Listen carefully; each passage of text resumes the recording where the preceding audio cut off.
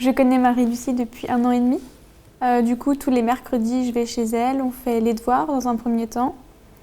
Et après, on fait tout le temps une activité. Donc, soit une activité sportive, soit une activité manuelle. J'avais des problèmes d'écriture et des problèmes de lecture. Ma mère m'a appelé à Fèves.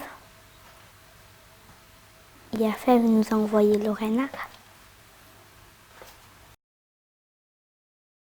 Oh, moi, je pense qu'elle est assez contente quand elle me voit arriver.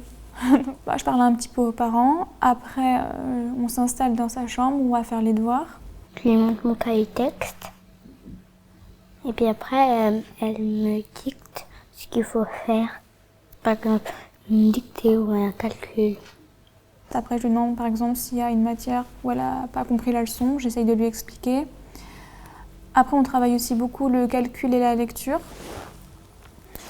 Et après, des fois, on fait ça sous forme un peu plus ludique. Enfin, par exemple, pour l'anglais, on avait déjà fait un loup couleur, par exemple, quand elle apprenait les couleurs. Plutôt que de lui faire réciter, par exemple, je disais blue, elle allait toucher quelque chose qui était bleu. Enfin, c'était une façon de s'amuser tout en apprenant sa leçon d'anglais. J'ai voulu accompagner Marie-Lucie parce que plus tard, j'aimerais bien devenir professeure des écoles. C'est une super expérience parce que voir quand même un enfant acquérir de nouvelles notions, prendre confiance en lui, c'est quelque chose de quand même très beau, je trouve. Puis du coup, je suis assez fière d'elle. Voilà. Parce qu'elle est passée en CM1 alors qu'elle était censée aller dans une classe plein air.